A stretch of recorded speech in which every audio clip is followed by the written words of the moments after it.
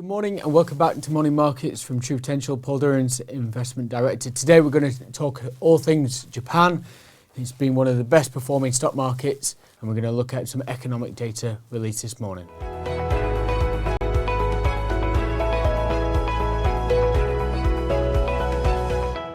Over the last month, Japanese stock market has been the best performing equity region, reaching a 33-year high, achieving 5.4% in sterling terms, and we compare that to global equities, which are up just 1.2% in sterling terms. Really driving investor optimism is the better economic data that we've seen coming through.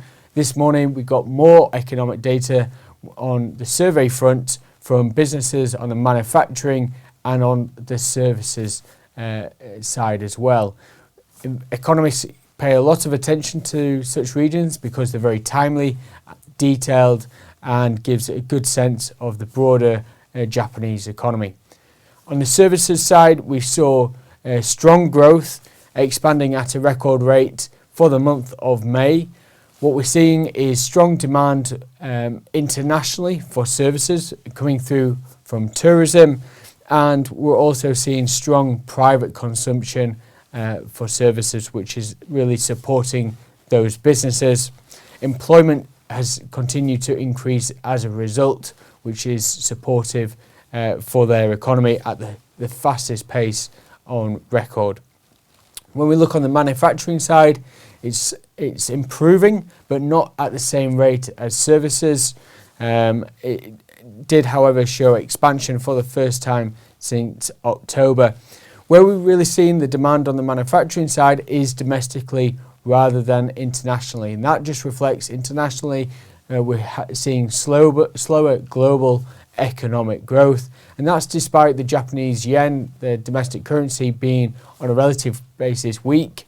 All else equal, a weak domestic currency should attract international buyers. That's not yet coming through. When we look at the inflation front and at input prices, Japan has been suffering with very low or zero inflation for many decades, and it has been problematic. Economies, a healthy economy, should expect modest inflation. That's starting to come through now, which is again a real positive, currently at 3.5%. When we look at the survey data, input prices continue to rise, particularly on the services side, given the stronger demand, and businesses are helping to pass those higher input costs onto the end clients. The manufacturing side, the input costs eased, so you're not, given the demand isn't quite as strong, and you're seeing improved supply delivery times. So the data really supports the strength that we're seeing in the broader Japanese equity market. However, despite the data being positive this morning, we saw the market actually trend lower, snapping its 8th day of positive price appreciation.